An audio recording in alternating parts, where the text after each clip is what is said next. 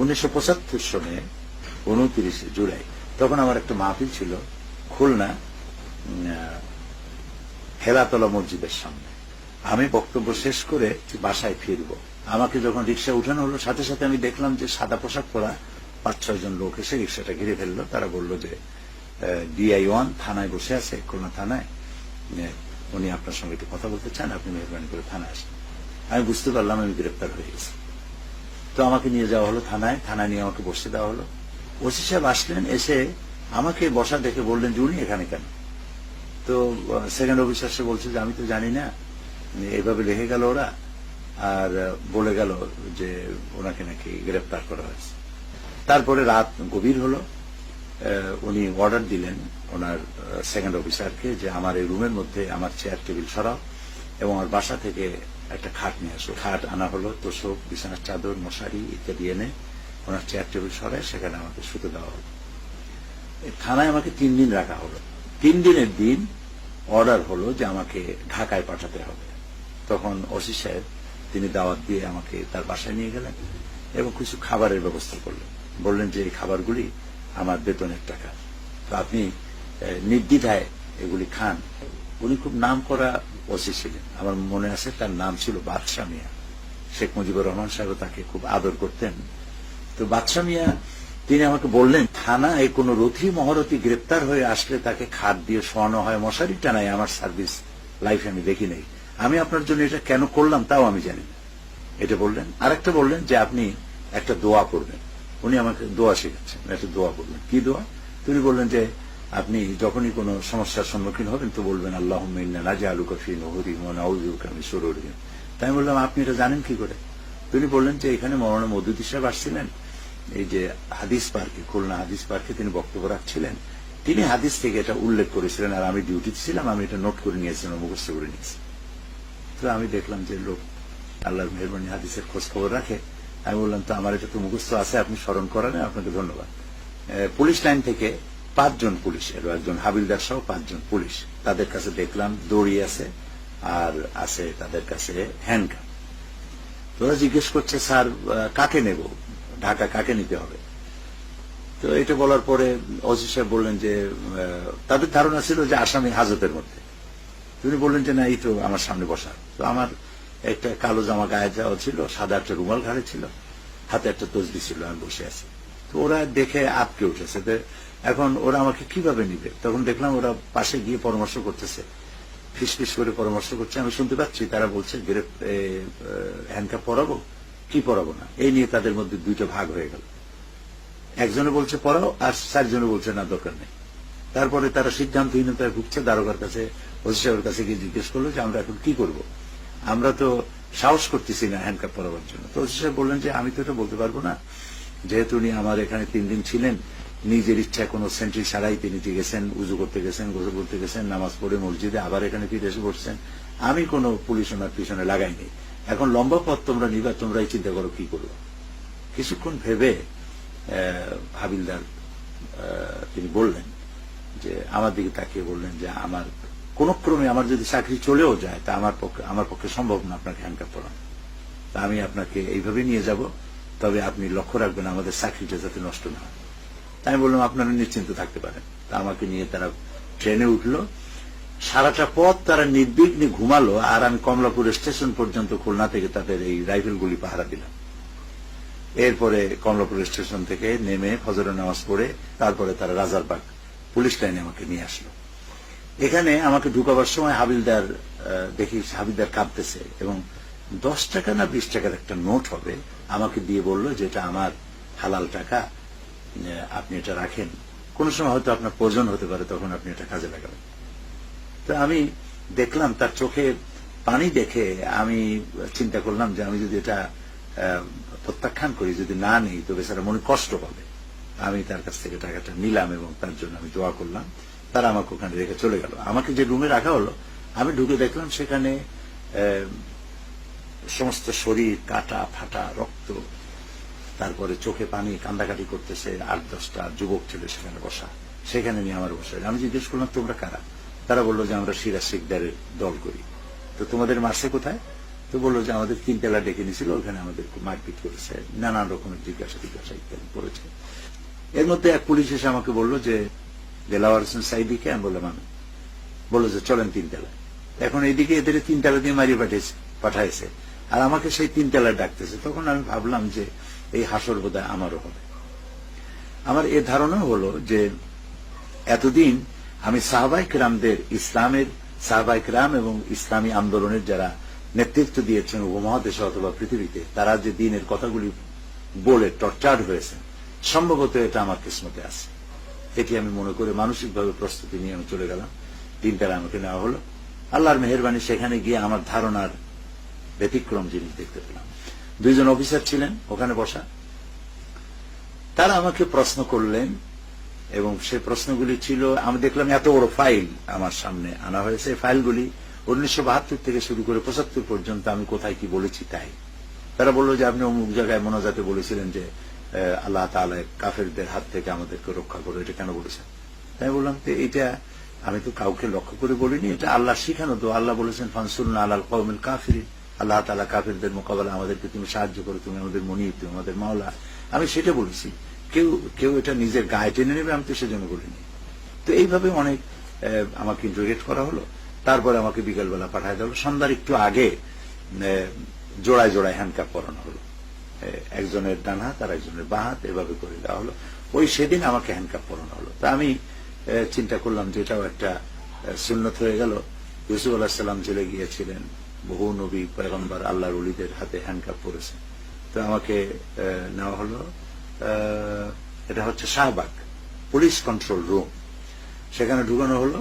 ওরা একজন একজন করে খুলতেছে আর ভিতরে ঢুকাচ্ছে। তো সেই অবস্থায় আমাকে একটা পুলিশ দাড়িওয়ালা বুড়া মানুষ, সে ঢুকাচ্ছে একজন একজন করে। যখন আমি পালাক্রমে যখন আমি আসছি, তখন ওই আমার সাদা পাজামা আর কালো জামা দেখে আমার দিকে তাকায় এসেছে, হাত দিকে তাকায়া এটা খুলতে ছিল। আর পুলিশটা কেঁদে ফেললো, বললো যে আহারে এইসব মানুষ ধরা আরম্ভ করেছে, দেশ তো থাকবে না। ঠিক এই কথাগুলি তিনি বললেন। আমি ভিতরে ঢুকলাম। সবাইকে ঢুকাবার পর এই পুলিশ বেচারা ঢুকছে আমার রুমে। রুমটা খুবই সংকীর্ণ। পুলিশ এসে আমাকে বলল, ওই সেই পুলিশটা যে আমাকে ওখান থেকে ছাড়লো, সে এসে বললো যে এখানে তো খাবার খুব নিম্নমানের, আপনার কাছে যদি টাকা থাকে তাহলে টাকা দেন, আমি আপনার খাবার এনে দিই বাইরের থেকে। তো আমি ওই সেই হাবিলদারের দেওয়া সেই টাকাটাই ছিল আমার কাছে পুঁজি, আমি সেটা তাকে দিয়ে দিলাম। সে তখন আমার জন্য খাবার নিয়ে আসলো। আমি সেই খানা খেয়ে, ঘুম আসতেছে না, এই পরিবেশ তো জীবনে পড়ি নেই কখনো, বিনা বালিশে বিনা বিছানায়। আমার কাছে শুধু একটা ছোট্ট কোরআন শরীফ ছিল, আর একটা রুমাল, আর কিছুই নেই, জামা আর পাজামা, বাস শেষ। এরপরে স্বপ্নে দেখি, সেই গভীর রাত্রে স্বপ্নে দেখছি বৃষ্টি পড়তেছে, মুষলধারে বৃষ্টি। সেই বৃষ্টিতে ছাদ চোঁয়া পানি পড়তেছে। আমি যে রুমে ছিলাম সেই রুমে পানি পড়ে একেবারে আমার খাটের কাছাকাছি এসে গেছে। তখন আমার ঘুম ভেঙে গেল এবং আমি চিন্তা করতে লাগলাম যেটা কি দেখলাম। পরে আমার ধারণা হলো যে বৃষ্টি আল্লাহর রহমত। তো আমি চিন্তা করলাম যে বর্তমান যে শ্বাসরুদ্ধকর অবস্থা চলছে সারা বাংলাদেশে, আল্লাহ তাআলার পক্ষ থেকে কোনো রহমত, কোনো কল্যাণ গোটা জাতির প্রতি হবে বলে আমি স্বপ্নের দ্বারা আমি অনুমান করলাম। এরপর আবার আমাকে নিয়ে আসা হলো রাজারবাগ পুলিশ লাইনে, সেখানে আবার ইন্টারোগেট করা হলো, আবার নিয়ে যাওয়া হলো সেখানে। তৃতীয় দিন আমাকে 15 days ডিটেনশন দিয়ে জেলখানা পাঠিয়ে দেওয়া, ঢাকা সেন্ট্রাল জেল। নতুন অভিজ্ঞতা, জীবনে কখনো জেলে যাইনি। আমার চশমা, আমার কলম, আমার ঘড়ি সব গেটে রেখে দেওয়া হলো। এরপরে ঢুকানো হলো জেলখানার ভিতরে। আমি ঢুকলাম, রব্বি আদখিলনি মুদখালা সিদকিন ওয়া আখরিজনি মুখরাজা সিদকিন ওয়াজআলনি মিন লাদুনকা সুলতানান নাসীরা, এই দোয়া পড়ে ভিতরে ঢুকলাম। তো ঢুকে আমি সেখানে দেখলাম যে আমার অপেক্ষা করছে লোকেরা। তো আমাকে নিয়ে রাখা হলো ওই আসামি প্রথম নিয়ে যেখানে রাখা হয় সেখানে। তারপরে সেখানে দুইটা কম্বল আমাকে দেওয়া হলো। দুইটা কম্বলের একটা বিছায়া আর একটা মাথার তলে দিয়ে বালিশ বানিয়ে শুইতে বললো তারা। তো তাই করলাম।